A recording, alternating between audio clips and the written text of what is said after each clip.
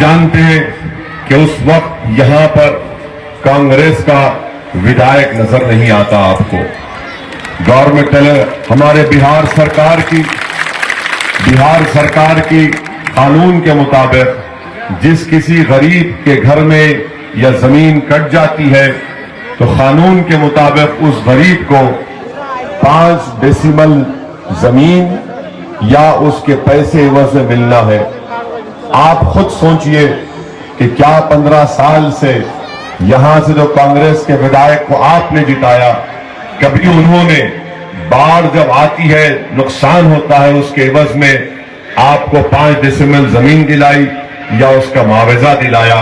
जहां तक हमको मालूम उन्होंने कभी इस तरह का काम नहीं किया। अस्पताल बहादुरगंज में नाम का है, डॉक्टर छोड़िए कंपाउंडर नहीं है, दवाएं आपको नहीं मिलती, वहां पर कोई इम्तिहान नहीं होता। आज शिक्षा के मैदान में आप देख लीजिए, स्कूल है मगर टीचर नहीं है। आखिर ये सब कब तक आप खामोश बैठे रहेंगे? हम आपसे वादा कर रहे हैं कि इंशाअल्लाह ताला स्कूल रहेगा, पाबंदी से टीचर आएंगे और हमारे और बच्चे और बच्चियों को पाबंदी से शिक्षा और तालीम दिलाएंगे। ये हमारा आपसे वादा है। और डिग्री कॉलेज इंशाअल्लाह ताला मजलिस इत्तेहादुल मुस्लिमीन के हमारे अंजर नईमी साहब की कामयाबी के बाद तेरा घाट पर इंशाअल्लाह ताला एक डिग्री नया कॉलेज कायम किया जाएगा, सरकार से नुमाइंदगी करके। यहां पर बाढ़ के सिलसिले में महानंदा ब्रिज का काम वर्षों से रुका हुआ है, उसके बावजूद भी आपने कांग्रेस के उम्मीदवार को वोट दिया। हम आपसे अपील कर रहे हैं कि हम आपसे वादा कर रहे हैं कि महानंदा ब्रिज का काम भी इंशाअल्लाह ताला मजलिस इत्तेहादुल मुस्लिमीन के अरकान असेंबली इसको उठाएंगे और उसको करवाएंगे। ये बहादुरगंज की जनता के बड़े बड़े मसाइल थे जिसका हमने आपके सामने जिक्र किया। बल्कि आपको हम यही बताना चाहते हैं कि सीमांचल की सरजमीन से मजलिस मुस्लिमीन के लिए बहुत बड़ी चीज है, हमारे लिए बहुत बड़ा मुद्दा है। हमने अपने सियासी सफर का आगाज बिहार में सीमांचल की इंसाफ की लड़ाई से आगाज किया था और हम आपके दरमियान में खड़े होकर ये बता रहे हैं कि हम उस वक्त तक चैन से नहीं बैठेंगे जब तक कि सीमांचल की सरजमीन पर बसने वाले इंसानों से इंसाफ नहीं होगा। हम लड़ते रहेंगे। बहादुरगंज की जनता कर रहे कि आप अपने वोट का इस्तेमाल मोहतरम जनाब अंजर नईमी साहब के हक में करिए ताकि आपके बहादुरगंज के मसाइल का हल हो। आप सोचिए कि हजारों की तादाद में बहादुरगंज के नौजवान कभी पंजाब, कभी हरियाणा, कभी दूसरे प्रदेशों में जाकर अपना पेट काटने के लिए, रोजगार के लिए जाते हैं। हम यहां पर बहादुरगंज में उनका रोजगार उनको फराहम नहीं कर सकते और होना भी चाहिए। इसके लिए एक हौसला होना चाहिए, उसके लिए एक दिमाग होना चाहिए, उसके लिए नीयत साफ होनी चाहिए। और ये चीजें कब हासिल होती हैं? इनकी नीयत, इंसान के हौसले, इंसान के इरादे कब कामयाब होते हैं? उसके दिल में गरीबों के ताल्लुक से दर्द होता है, तभी वो उसके लिए काम करता है। 20 साल से आपने वोट दिया, ये कभी पलट कर नहीं देखे मसाइल की तरफ। लॉकडाउन हुआ, नरेंद्र मोदी ने जालिमाना लॉकडाउन पूरे मुल्क में कर दिया। लॉकडाउन के दौरान जब बहादुरगंज के नौजवान दूसरे प्रदेशों से वापिस आ रहे थे, किशनगंज में उनको क्वारंटाइन करके रख दिया गया। खुद जानते हैं कि यहां से आपके विधायक जो कांग्रेस के हैं वो कभी क्वारंटाइन को जाकर बहादुरगंज के नौजवान जो दिल्ली, पंजाब, महाराष्ट्र से आ रहे थे, ना उनसे मुलाकात की, ना उनको हौसला दिया। वो भूखे प्यासे तड़प रहे थे, बीमार थे, उनको नहीं देखा।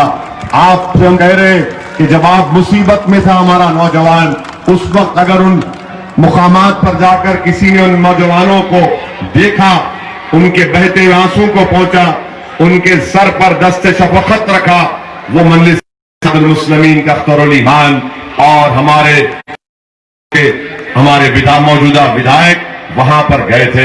यहां कांग्रेस के तो मेरे नजर ही नहीं आए।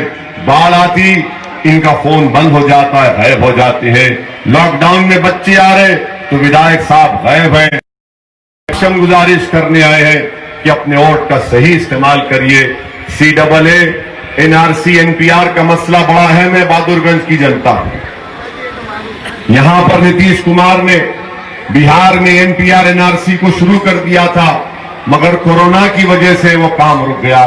आपने देखा कि भारत की पार्लियामेंट में जब नरेंद्र मोदी की हुकूमत ने भारत के संविधान और आईन के खिलाफ एक कानून को लाया और मजहब इस्लाम को उस कानून से मुस्तस्ना रखा, मुसलमानों से नाइंसाफी की, तो कौन था जिसने नरेंद्र मोदी की सरकार के उस पार्लियामेंट कांग्रेस के 55 विधायक भी बैठे हुए थे, सांसद भी बैठे हुए थे। किसी में हिम्मत नहीं हुई। हमने पार्लियामेंट में खड़े होकर तकरीर करके नरेंद्र मोदी के 308 MP के सामने कांग्रेस के 55 MP बैठे, JDU के 17-18 MP बैठे, हमने सबके सामने खड़े होकर बेबाक तरीके से अल्फाज में कहा कि ये CAA, NRC का कानून भारत संविधान के खिलाफ है, ये मुसलमानों से नाइंसाफी करता है। ये कानून भारत के संविधान के खिलाफ है, मजहब के नाम पर नाइंसाफी करता है, मुसलमानों को उससे दूर रखता है। और हमने मोदी की हुकूमत के सामने उस कानून को फाड़ दिया और कानून का तारीफ नहीं कर सकते। आपने देखा ये चीज। अब हम जब हम ये सब जब हम करते हैं तो कांग्रेस पार्टी कहती है कि वो इसी बी टीम है। हम पर इंसान लोगों हमको कोई फर्क नहीं पड़ता, क्योंकि इज्जत देना, जिल्लत देना वो अल्लाह का काम है। मेरे मुकद्दर में अगर अल्लाह इज्जत लिखा है तो ना नरेंद्र मोदी, ना राहुल गांधी, ना तेजस्वी या नीतीश कुमार मुझे मेरी इज्जत से रोक नहीं सकेंगे इंशाअल्लाह ताला। क्योंकि मैं किसी इन इख्तिदार की कुर्सियों पर बैठने वालों का मोहताज ना कभी था, ना हूं, ना कभी। अल्हम्दुलिल्लाह मैं हमेशा अल्लाह का मोहताज था, हमेशा अल्लाह का मोहताज रहूंगा। मेरे लिए अल्लाह काफी है। मुझे किसी राजद की या कांग्रेस के बैसाखियों की जरूरत नहीं है अपनी सियासी रोटी सेकने के लिए। मुझे अल्लाह की जात पर भरोसा है। हां, मैं मोहताज हूं। किसका मोहताज हूं मैं इन गरीबों के हक के लड़ने के लिए मोहताज हूं और मैं बेताब। सीमांचल की सरजमीन पर बसने वालों, मेरी बात को सुनो। और आज मैं आपसे खुलकर कह रहा हूं, मैंने बिहार के बहुत से मुकामात का दौरा किया। मुझे सियासत का थोड़ा तजुर्बा है। मैंने भारत के कोने कोने में बड़े बड़े मुकामात पर जाकर मैंने तमाम मुकामात को देखा। आपके सामने सिर्फ 2 अल्फाज में कह रहा हूं, अगर इस भारत के सरजमीन पर बसने वाले गयूर, मुस्लिम अकलियत, दलितों और कमजोर तबकात को इंसाफ मिलना है, नौजवानों को उनका हक मिलना है, हमारी मां और बहनों को रात में चैन से सोना है, हमारे बुजुर्गों को उनकी तकालीफ से आजाद होना है, तो मैं आपके सामने ईमानदारी से कह रहा हूं, जब तक तुम्हारे पास तुम्हारी एक सियासी क़ियादत नहीं होगी, तुम्हारी एक पार्टी नहीं होगी जो तुम्हारे वोटों से जीत कर आएगा, जो ना राजद की जबान बोलेगा, जो ना कांग्रेस की गुलामी करेगा, जो ना मोदी से डरेगा, जो ना नीतीश की परवाह करेगा, तभी हमारे मसाइल हल होंगे, तभी हमारे मसाइल हल होंगे। कल तक आपके पास कोई विकल्प नहीं था, आज आपके पास आपकी पार्टी एक हरा झंडा उठाकर मजलिस इत्तेहादुल मुस्लिमीन आपके दरमियान में है। ये पार्टी आपकी है, इसको आप अपने सीने से लगाइए, अपनी मोहब्बतों से नवाजिए। आज आप अपनी क़ियादत को मजबूत करेंगे। यहां से अंजर नईमी की कामयाबी सिर्फ बहादुरगंज के जनता की कामयाबी नहीं होगी, बल्कि बिहार के कोने कोने में जो गरीब बसता है वो दुआ कर रहा है अंजर नईमी की कामयाबी के लिए। क्यों दुआ कर रहा है? तो देख रहा है कि बिहार में उसकी क़ियादत बन जाए, बिहार में उसकी एक आवाज बन जाए, ताकि हम इस पर आगे बढ़ सके। मैं आपसे जब ये बातें आपके सामने रख रहा हूं तो कल किशनगंज में कांग्रेस की एक इंतखाबी जलसा हुआ, जनसभा हुई। कांग्रेस के बड़े नेता राहुल गांधी बैठे हुए थे, बड़े बड़े लीडर बैठे हुए थे। हमने जितनी आपके सामने बातें कही, बताइए क्या मैंने हिंदू और मुसलमान की नफरत की बात आपसे की? मैंने कोई गलत बात आपसे की? वहां जलसे में बैठकर राहुल गांधी की मौजूदगी में कांग्रेस के एक बहुत बड़े लीडर जो अमूर के अभी मौजूदा विधायक हैं, जिनका नाम मस्तान साहब है, राहुल गांधी की मौजूदगी में कहते हैं कि हम असदुद्दीन ओवैसी के हाथ और पैर काट कर उसको हैदराबाद भिजा देंगे। बोलिए, क्या इस तरह कांग्रेस के डाइस पर इनका बड़ा नेता राहुल गांधी बैठा हुआ है?